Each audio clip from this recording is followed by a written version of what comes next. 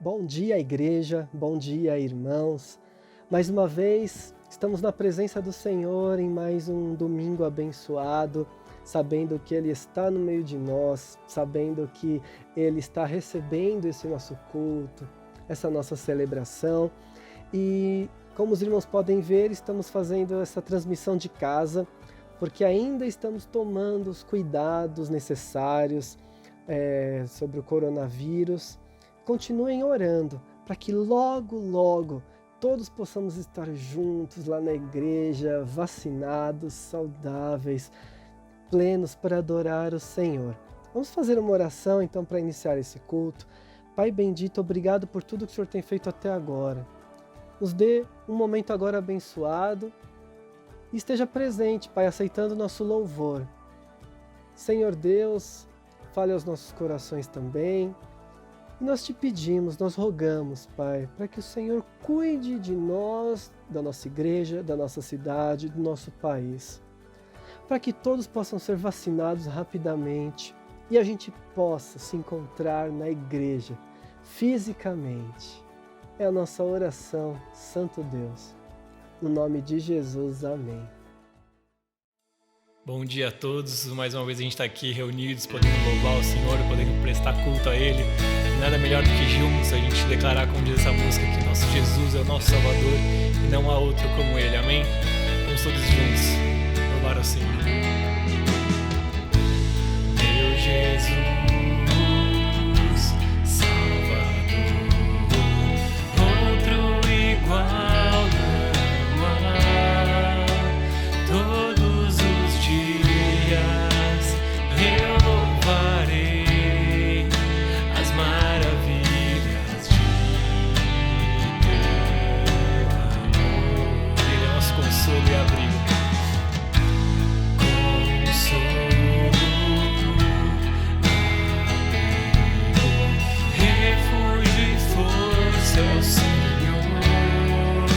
Com todo o meu ser, com tudo que nós somos, com tudo que sou, sempre te adorarei.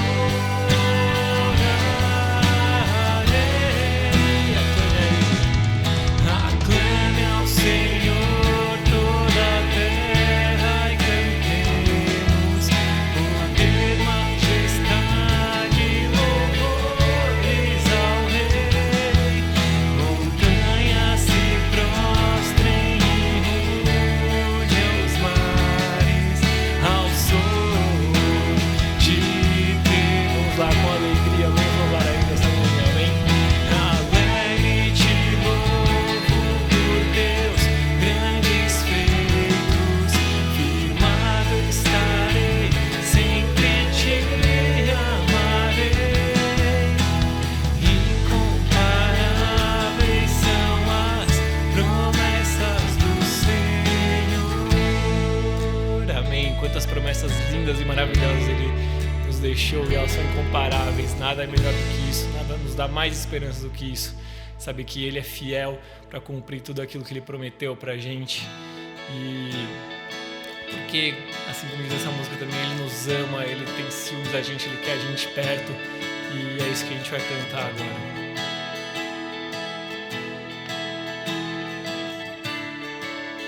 Vamos lá, todo mundo junto. Tem ciúmes. Tem ciúmes de mim.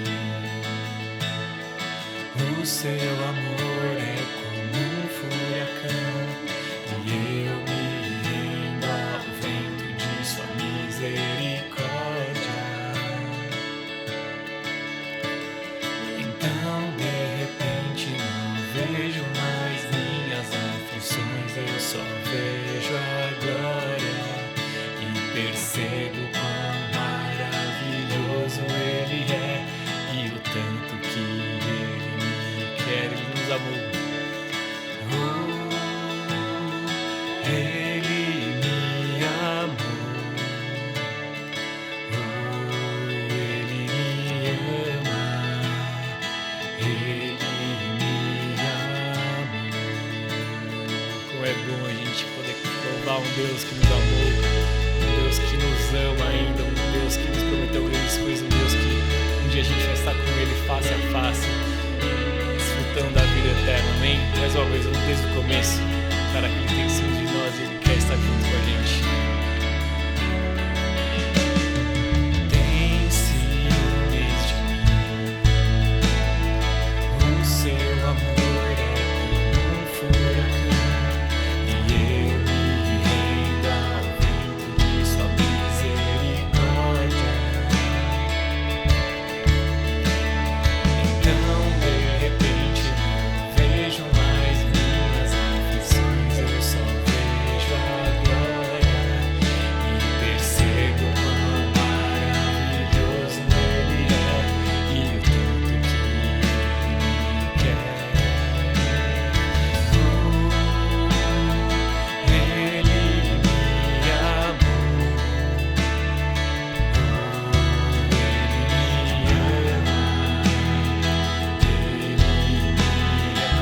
Vamos lá bem forte, se isso é verdade na sua vida. Declara que Ele me ama. Me ama, Ele me ama, Ele me ama, Ele me ama,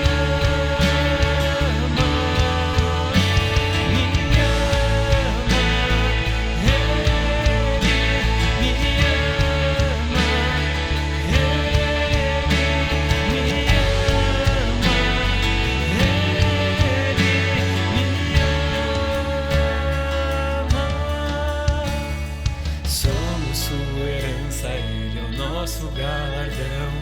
O seu olhar de graça nos atrai a redenção. Se a graça é um oceano, estamos afogando. O céu se une a nós. O céu se une à terra com um beijo apaixonado. Meu coração dispara em meu peito. Nós não temos tempo, não tenho tempo pra perder com ressentimentos quando penso que Ele me ama, Ele me ama, Ele me ama, Ele me ama. Vamos lá mais uma vez, bem forte, declare que Ele te ama, Ele nos ama. Me ama, Ele me ama, Ele me ama,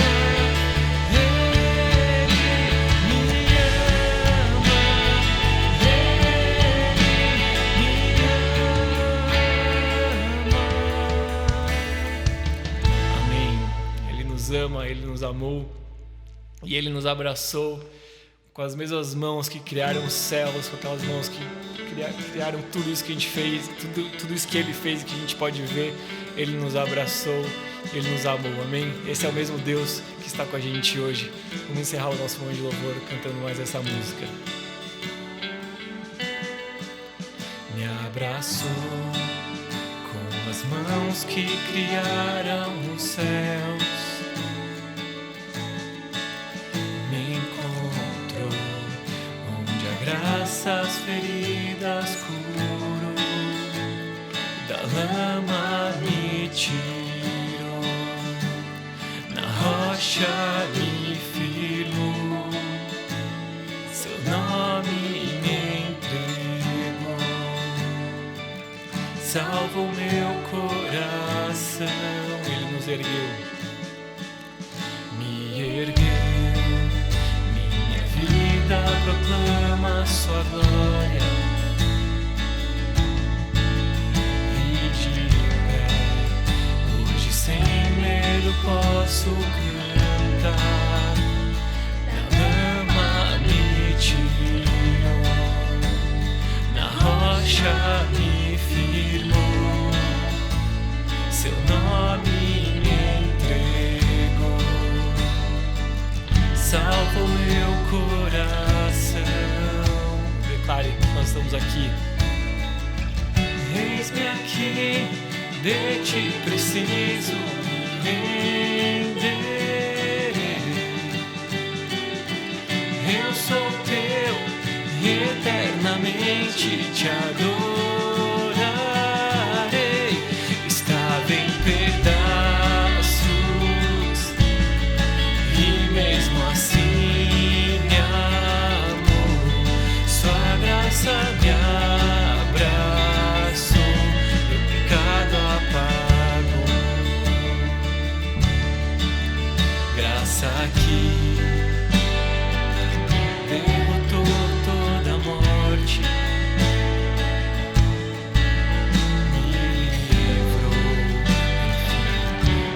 vergonha e da dor, o véu ele rasgou, a tumba se abriu, Jesus se levantou, em seus braços estou. Com bastante fé, vamos declarar, nós estamos aqui rendidos a Ele, amém? Eis-me aqui, de ti preciso me render. Eu sou teu e eternamente te adoro. Ele nos aceitou assim como nós estávamos. Estava em pedaços, mesmo assim Ele nos amou, amém? E mesmo assim me amou. Sua graça me abraçou, meu pecado apagou. Estou curado e perdoado sou. Sua graça me abraçou, sobre a morte triunfou. E na graça estou, na graça estou, e na graça estou, na graça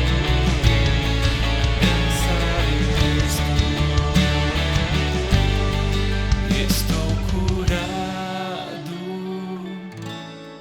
e perdoado sou. Sua graça me abraçou, sobre a morte triunfou, e na graça estou, na graça estou, e na graça estou, na graça estou. Amém. Que bom de saber que nós estamos vivendo na graça de Deus, na graça daquele que nos amou, na graça do amor que se entregou por nós. Dando sequência ao nosso momento de culto, convido todos a abrirem suas Bíblias no livro de Gênesis, capítulo 4.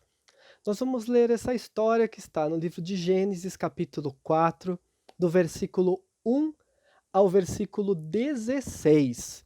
Gênesis 4, do 1 ao 16. Assim diz a palavra do Senhor. Adão teve relações com Eva, sua mulher, e ela engravidou e deu à luz Caim. Disse ela, com o auxílio do Senhor, tive um filho homem. Voltou a dar à luz, dessa vez Abel, irmão dele. Abel tornou-se pastor de ovelhas, e Caim, agricultor. Passado algum tempo, Caim trouxe do fruto da terra uma oferta ao Senhor. Abel, por sua vez, trouxe as partes gordas das primeiras crias do seu rebanho. O Senhor aceitou com agrado Abel e sua oferta, mas não aceitou Caim e sua oferta. Por isso, Caim se enfureceu e o seu rosto se transformou. O Senhor disse a Caim, por que você está furioso? Por que se transtornou o seu rosto? Se você fizer o bem, não será aceito. Mas se não o fizer, saiba que o pecado o ameaça à porta. Ele deseja conquistá-lo, mas você deve dominá-lo. Disse, porém, Caim a seu irmão Abel, vamos para o campo. Quando estavam lá, Caim atacou seu irmão Abel e o matou. Então o Senhor perguntou a Caim, onde está seu irmão Abel? Ele respondeu, não sei, sou eu o responsável por meu irmão? Disse o Senhor, o que foi que você fez? Escute. Da terra o sangue do seu irmão está clamando. Agora amaldiçoado é você pela terra, que abriu a boca para receber da sua mão o sangue do seu irmão. Quando você cultivar a terra, esta não lhe dará mais da sua força. Você será um fugitivo errante pelo mundo. Disse Caim ao Senhor, meu castigo é maior do que eu posso suportar. Hoje me expulsas desta terra e terei de me esconder da tua face. Serei um fugitivo errante pelo mundo. E qualquer que me encontrar me matará. Mas o Senhor lhe respondeu, não será assim. Se alguém matar Caim, sofrerá 7 vezes a vingança. E o Senhor colocou em Caim um sinal para que ninguém que viesse a encontrá-lo o matasse. Então Caim afastou-se da presença do Senhor e foi viver na terra de Nod, a leste do Éden. Vamos orar? Pai querido, te entregamos esse momento para que o Senhor tenha total liberdade de ação na nossa mente e no nosso coração. Nos fale o que o Senhor deseja, Pai. Atue livremente. No nome de Jesus, amém. Estamos diante da história de Caim e Abel, uma história que todos conhecem muito bem. Todos aqueles que estão há muito tempo na igreja ou que foram criados na igreja conhecem muito bem essa história. Uma história terrível de assassinato, o primeiro assassinato, uma história de morte, de traição, de sangue. É uma história que mostra que aquelas sentenças promulgadas por Deus em Gênesis 3 realmente eram verdadeiras. Porque o ser humano se transformou em alguém pecador. E agora o pecado está pairando sobre nós, o pecado está dentro de nós, o pecado está tomando conta das nossas ações. E os próprios filhos de Adão e Eva já foram alvo dessa situação, porque um filho mata o outro. Então, por conta de ter trazido o pecado ao mundo, Adão e Eva agora presenciam a morte e a grande dor de ver um filho morto pelas mãos de um outro filho. Uma história de muito sofrimento. Então nós temos nessa história o Caim e o Abel apresentando uma oferta a Deus, que é a origem, pelo que o texto diz, dessa mágoa, desse rancor, dessa ira, desse semblante furioso de Caim que incomoda a Deus. É essa oferta apresentada. Deus aceita a oferta de Abel e rejeita a oferta de Caim. Por que Deus aceita um sacrifício e não outro sacrifício? Muito pode ser comentado sobre isso. Alguns vão dizer que é porque o Abel ofereceu a carne, um sangue, e o outro ofereceu apenas ofertas de manjares. Mas é difícil chegar nesse ponto porque o próprio texto não fala que a causa é essa, e nós vemos na lei de Moisés que havia o sacrifício de cordeiro, mas também havia sacrifício de manjares. Ou muitas interpretações são dadas, mas nós podemos ficar com algumas interpretações do Novo Testamento. Por exemplo, quando diz em Hebreus 11 que foi por causa da fé de Abel que Deus aceitou o sacrifício dele. Quer dizer que Caim não tinha fé, ou essa fé necessária para trazer a aceitação de Deus. O Caim não tinha fé, mas o Abel tinha fé, isso está em Hebreus 11. Então nós vemos que num culto a Deus, um tinha uma fé aceitável, e a outra fé não era aceitável. Nós temos outras interpretações, como nós vemos em 1 João capítulo 3, que nós já vamos ler, né? 1 João capítulo 3, que diz o seguinte, que o Caim era do maligno e assassinou o seu irmão. E por quê? Porque suas obras eram más. Então era uma questão de obras. O Caim, ele era mau. O Caim, por si só, ele era mau. E talvez por conta disso, Deus viu o coração de Caim e não aceitou. Ora, alguém que tem um coração mau apresentando uma oferta, essa oferta não chega até Deus. É uma mera formalidade de culto, mas não chega até Deus. Então, como nós vemos em 1 João, talvez seja isso também a questão, né? Então, falta de fé, a maldade do coração, tudo isso Deus está vendo, tudo isso está passando pela soberania de Deus, pela onisciência de Deus, e por isso Deus aceita um e não aceita o outro. É muito comum ao ler esse texto nós nos identificarmos com Abel e nos compadecermos do justo, o justo que morreu, o justo que foi assassinado, que foi traído, e nós nos identificamos com ele como alguém que prestou um culto verdadeiro. Mas ao ler a história da Bíblia, é muito fácil perceber que nós estamos muito mais perto de Caim do que de Abel. Nós, como seres humanos pecadores, caídos, e mais, nós como seres humanos pecadores, caídos e religiosos, estamos muito mais perto de Caim do que de Abel. E talvez essa seja a primeira surpresa desse texto, porque como eu já citei em 1 João 3, essa história volta na interpretação apostólica de João. E eu vou ler rapidamente o que está em 1 João 3, do 11 ao 15. Diz assim: porque a mensagem que ouvistes desde o princípio é esta, que nos amemos uns aos outros. Não segundo Caim, que era do maligno e assassinou a seu irmão. E por que o assassinou? Porque as suas obras eram más, e as de seu irmão justas. Porque a mensagem que ouvistes desde o princípio é esta, que nos amemos uns aos outros. Não segundo Caim, que era do maligno e assassinou seu irmão. Irmãos, não vos maravilheis se o mundo vos odeia. Nós sabemos que já passamos da morte para a vida, porque amamos os irmãos. Aquele que não ama permanece na morte. Todo aquele que odeia o seu irmão é assassino. Ora, vós sabeis que todo assassino não tem a vida eterna permanente em si.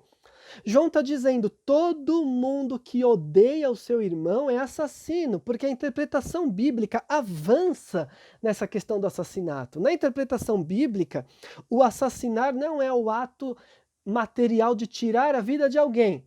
Se no nosso coração nós já temos um instinto assassino, nós já temos ódio, nós já desprezamos alguém, nós já olhamos alguém como merecedor de morte, nós apagamos alguém do nosso coração, aos olhos de Deus nós já estamos matando.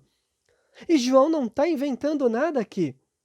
Ele está citando, ele está trazendo algo que Jesus já tinha ensinado no Sermão da Montanha, em Mateus 5, 21 e 22. Ouvistes que foi dito aos antigos, não matarás. E quem matar está sujeito a julgamento. Eu, porém, vos digo que todo aquele que sem motivo se irar contra seu irmão estará sujeito a julgamento. E quem proferir um insulto ao seu irmão estará sujeito a julgamento de tribunal. E quem lhe chamar tolo estará sujeito ao inferno de fogo. Então, quem se irar, quem ficar indignado, quem xingar o irmão, já é digno do mesmo julgamento do assassino. Jesus está equiparando o ódio, a raiva, o xingamento, o desprezo ao irmão ao assassinato. E é por isso que João vai ligar Caim e Abel com o nosso relacionamento entre irmãos na igreja, dizendo que é possível pessoas dentro da igreja ou num contexto cristão se comportarem como Caim e não como Abel. Serem verdadeiros Caíns, que mesmo que não matem fisicamente alguém, não tirem a vida de alguém, estão espiritualmente no seu coração eliminando a pessoa, por conta do ódio, da raiva e tudo mais. Talvez você possa achar pesado, mas pense comigo, voltando para a história do Caim e do Abel. O Caim não era ateu, que é como muitos cristãos acham hoje, que o pior ser humano que pode existir é um ateu, o pior ser humano que pode existir é alguém que tem uma ideologia e não acredita em Deus. Bom, aqui nesse caso, o Caim acreditava em Deus, tanto que ele foi oferecer um sacrifício a Deus e falou com Deus, e Deus falou com ele, ele acredita em Deus. O Caim foi para um culto, ele e o seu irmão foram para o culto, Caim e Abel foram para o culto. Os dois foram para o culto. Os dois foram para o culto apresentar a sua oferta. Os dois apresentaram oferta, então Caim estava no culto. Ele é um religioso. Ele é alguém que acredita em Deus e ele quer agradar a Deus, mas do jeito dele. Ele acredita em Deus, mas ele quer cumprir o rito. É uma religiosidade. Ora, para Deus ficar feliz, me abençoar, abençoar minha colheita, porque ele era, né, ele era agricultor. Para Deus abençoar minha colheita, né? Até porque por isso não teria também como ele oferecer outros sacrifícios, ele era agricultor. Então, para Deus abençoar minha colheita, me abençoar, eu tenho que oferecer um sacrifício aqui. Ele vai para o culto, aparece na presença de Deus e oferece um sacrifício. E esse sacrifício não é aceito, porque é um sacrifício religioso, entregue por alguém que tem o coração mau, entregue por alguém que não tem a fé verdadeira de amor por Deus. Ele quer ter uma colheita melhor. Ele quer agradar essa divindade, porque se ele não agradar essa divindade na cabeça dele, a divindade vai ser má com ele. Ele quer agradar essa divindade. Então ele vai para o culto e ele oferece.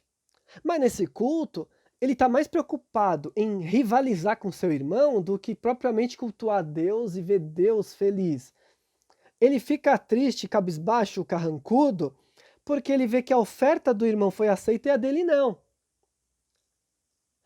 Percebem que a brabeza dele não é porque Deus não aceitou a dele. Olha, eu quero saber por que Deus não aceitou a minha, vou aqui avaliar meu coração, vou aqui tentar mudar. Não, ele tá bravo porque ele percebeu que Deus aceitou a do irmão e a dele não. Então ele vê que um foi aceito e outro não. Ora, por que o outro é melhor do que eu?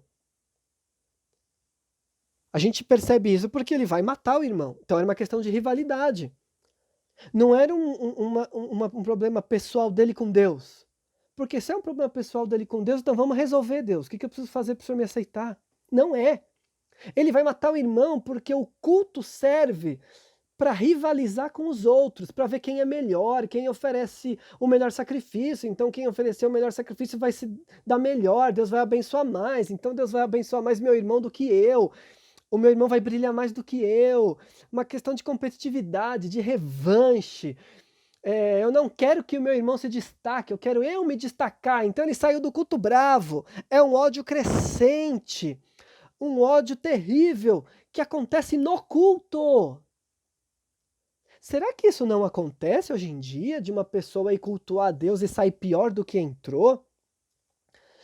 Foi lá na igreja e viu uma coisa que não gostava, ou viu alguém tendo destaque que ele acha que não merece, ou rivalizou lá dentro porque queria tocar uma coisa e o outro tocou a outra, porque queria aparecer mais, mas o outro que foi chamado para orar, porque o pastor não agradeceu, o outro agradeceu ele, não agradeceu ele, não agradeceu o outro, sei lá. Quantas vezes isso já não aconteceu de uma pessoa ir para o culto e sair do culto pior do que entrou? Aí eu pergunto, isso já aconteceu com você? De você entrar num culto a Deus e sair do culto com raiva? Chegar em casa falando mal da igreja, falando mal dos líderes, falando mal do que você viu, achando um absurdo o irmãozinho A, B, C ou D ter subido para fazer tal coisa porque você acha que ele não merecia, e às vezes falando isso até mesmo na frente dos filhos, aí depois não sabe por que o filho não quer mais ir na igreja. Já aconteceu isso com você? De você sair da igreja pior, o culto a Deus gera ódio no seu coração? Onde foi gerado ódio e raiva, Deus não esteve presente ou Deus não aceitou o seu culto. Com certeza. Pode ser que Deus não esteve presente. Então, se você que está me ouvindo ou está assistindo está inserido num contexto religioso, onde frequentemente o que acontece lá você não vê Deus, talvez seja a hora de você procurar um lugar onde você veja Deus. Ok.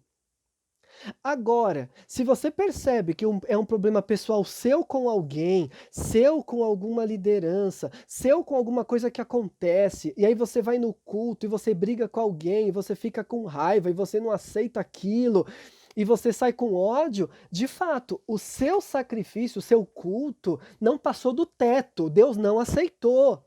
E a prova de que Deus não aceitou é que você saiu pior. Quantos salmos nos dizem que a presença do Senhor é onde há alegria?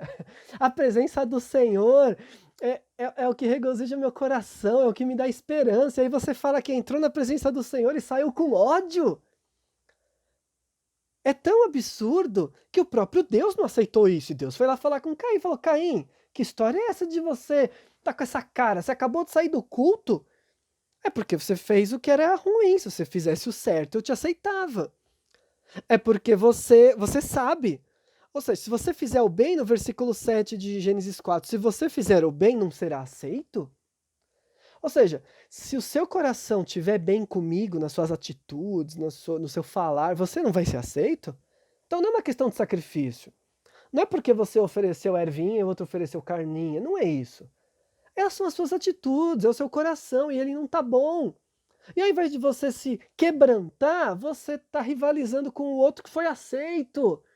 Então é o irmão bravo porque o outro se deu bem, porque Deus abençoou o outro, porque Deus deu coisa para o outro e não para ele. E aí sai do culto bravo, achando absurdo, indignado com Deus, com a liderança, com tudo. Sai do culto pior do que entrou. Meu irmão, isso não é um ambiente de presença de Deus.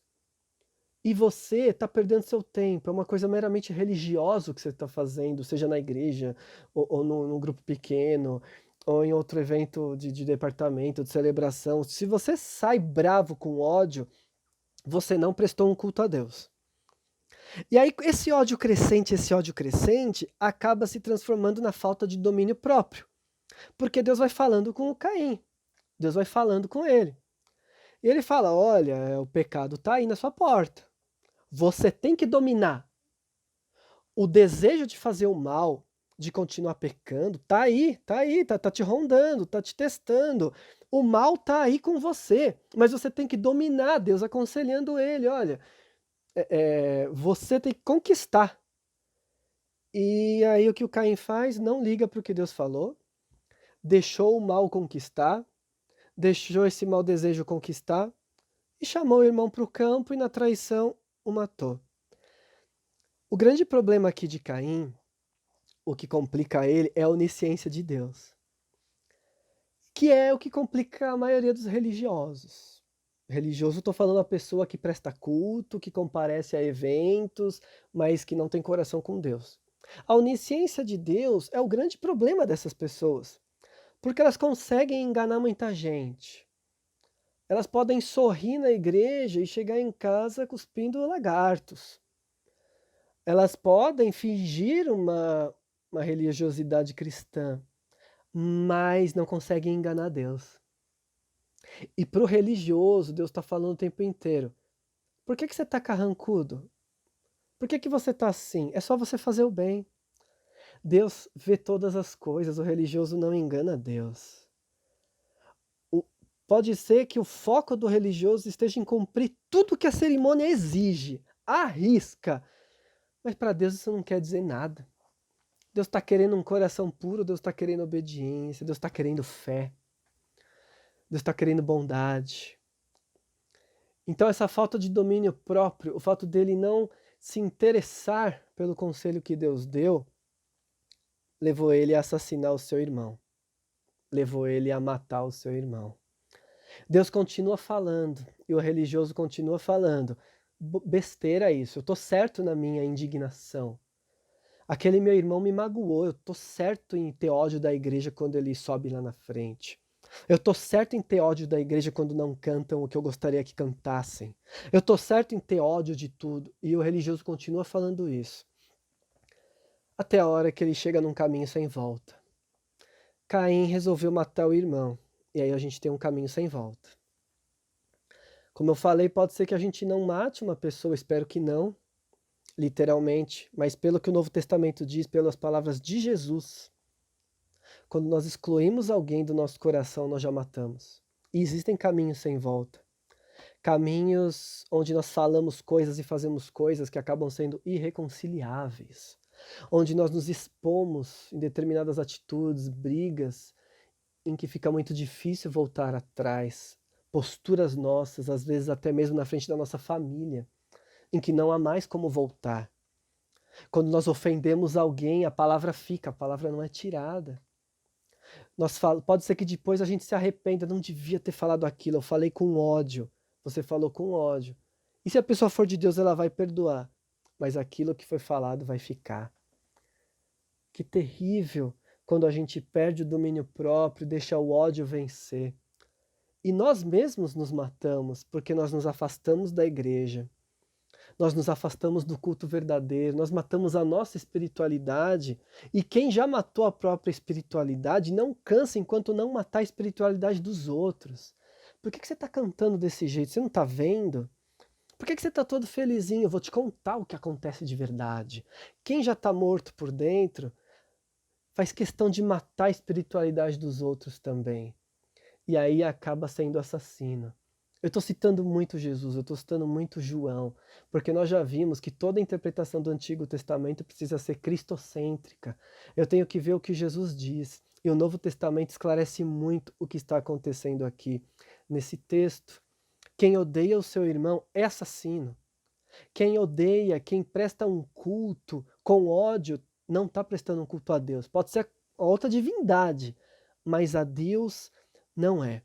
Então nós já percebemos até agora que é muito mais fácil a gente se identificar com Caim. Infelizmente, porque nós somos pecadores. O nosso coração é tentado pelo mal. E quem nunca saiu da igreja indignado, bravo, com ódio? Quem nunca? Atire a primeira pedra. Quem nunca teve ódio do irmão? Quem nunca? Então todos nós já fomos assassinos e infelizmente pode ser que ainda estamos sendo assassinos. Mas existe uma boa notícia que é a segunda surpresa desse texto. Para encerrar. A primeira é de que talvez a gente se pareça mais com Caim. A segunda surpresa é a atitude de Deus. O que Deus faz aqui é chocante. E isso é uma boa notícia para nós. Porque Deus, ele está vendo o coração de Caim que é mau e continua aconselhando Caim. Um homem mau que está prestando um culto mau, cheio de ódio, que está oferecendo uma oferta falsa, Deus olha para ele e está preocupado com um semblante cabisbaixo. Deus continua conversando, faz o bem e eu te aceito. E aí Deus vê o ódio no coração e fala, toma cuidado, não deixa o ódio te dominar. É Deus aconselhando, é Deus aconselhando. Ele vai e mata o irmão. Então Deus chama e fala, cadê o seu irmão? E ele ainda é mal educado, arrogante, sei lá, eu do meu irmão, eu que sou o guardador responsável pelo meu irmão. Como se Deus não soubesse. Caim, ele não se volta para Deus em momento nenhum, e todas as vezes Deus se volta para ele. E mesmo depois do assassinato, mesmo depois da sentença que Deus dá, que é duríssima, porque existe aqui uma disciplina, uma sentença, um castigo, ele vai andar errante pela terra, a terra está amaldiçoada para ele, mesmo assim, depois disso tudo, ele fala, mas é muito pesado, porque qualquer um vai querer me matar para se vingar. E aí Deus coloca nele uma marca de proteção. Como é que Deus resolve proteger um assassino? Pensem bem nisso.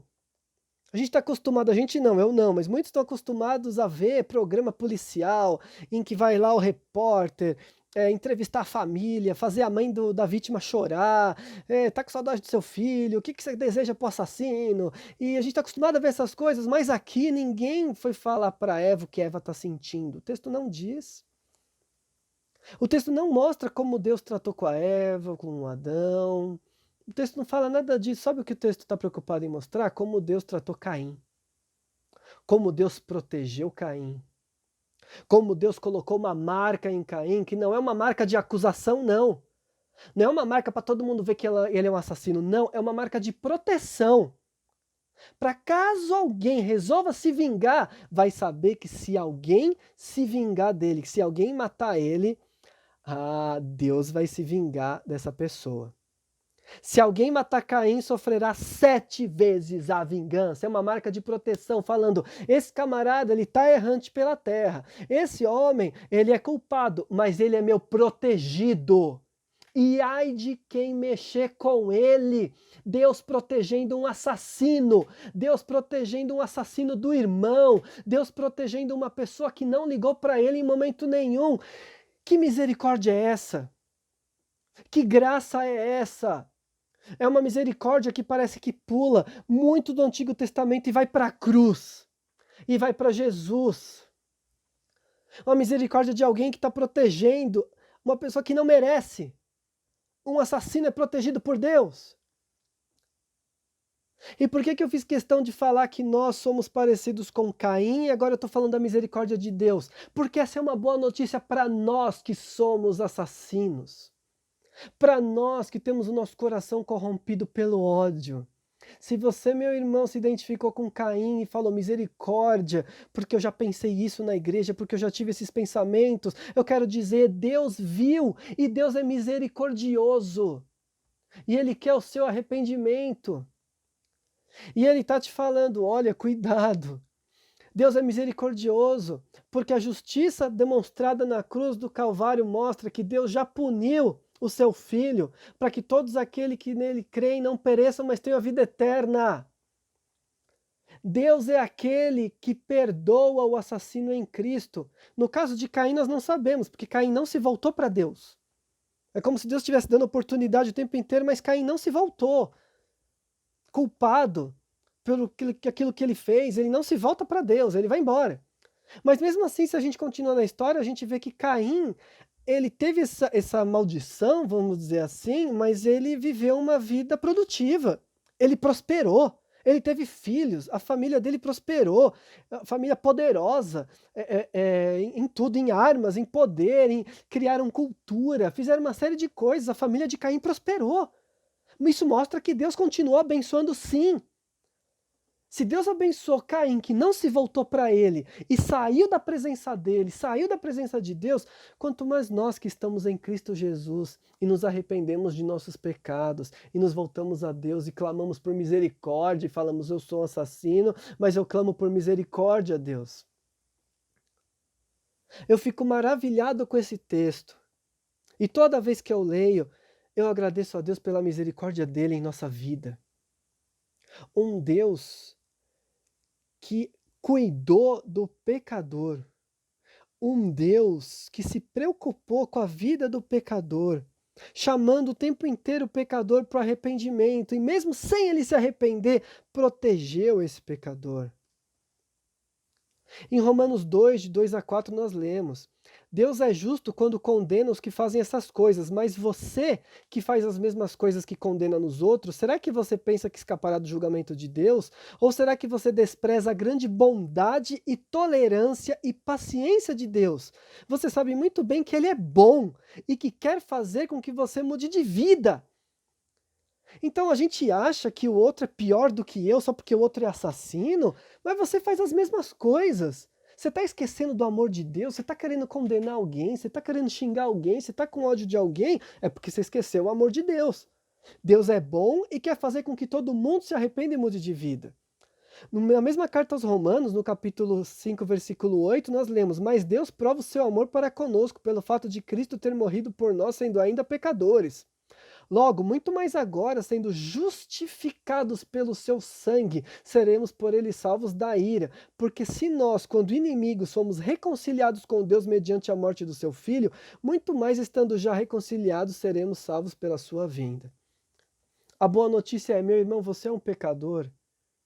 Cristo te salva, te perdoa. Deus tem misericórdia de você. Deus te perdoa. Você se identificou com Caim, você está se sentindo longe de Deus. Você está percebendo que no seu coração tem mais ódio e mágoa, rancor, revanchismo do que culto, desejo de adorar a Deus? Existe solução, sim. Desde que você se volte para Deus. Existe solução, sim. Desde que você entenda que Deus é misericordioso e Ele quer te perdoar. Você precisa se reconhecer como pecador para Ele te perdoar. Se volte para Deus, aceite a misericórdia de Deus, não tenha orgulho, não pense que depende de você, não depende, aceite a misericórdia de Deus, Deus é misericordioso. Ele cuidou do Caim, não vai cuidar de você, que é filho. Pode ser que você esteja também numa situação em que se vê apenas como um religioso, mas que não tem um relacionamento, que só cumpre rituais, e está tão distante essa vida de oferecer um sacrifício agradável e saber que Deus tem prazer. Eu quero dizer que esse sermão é para você. Eu quero dizer que o evangelho é para você. Pare de ser um religioso e preste um culto aceitável. O verdadeiro culto aceitável a Deus, que é a entrega da própria vida. Ele não quer um sacrifício apenas em presença, em frequência, em dízimo. Ele quer a vida inteira. Se entrega para Deus por completo em Cristo Jesus, e esse é o culto aceitável. A sua vida, todo dia, cada hora, cada segundo, o seu respirar entregue para Jesus, esse é o sacrifício aceitável. Que bom, Deus é misericordioso.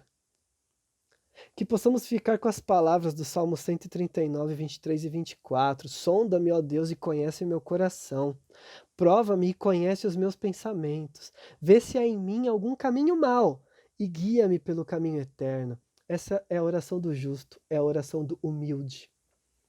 Que sabe que é mal lá no fundo, mas está pedindo: Deus, me guia pelo caminho correto, me mostra os meus caminhos maus, me mostra os meus caminhos maus. Ore assim agora comigo: Deus, me mostre os meus caminhos maus. Me mostre onde eu estou errando, onde eu estou sendo como Caim, onde eu estou deixando o ódio me dominar. Me mostre. Vamos todos orar.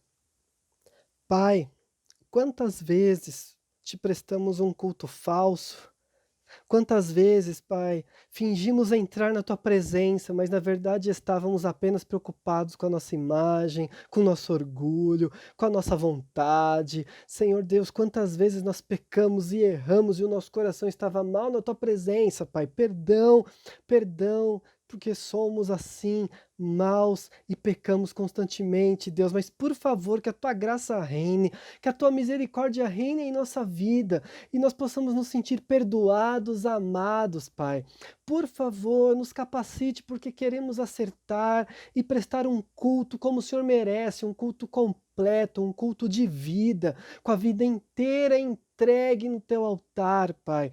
Aceita o nosso culto. Senhor Deus, nós queremos entrar na Tua presença com alegria, com leveza, com gratidão e termos a certeza de que Te encontramos, e isso faz a diferença, Pai. Queremos ter essa certeza, queremos ter esta alegria de Te prestar um culto. Transforma a nossa vida para que exista essa alegria, Pai, em Te prestar um culto.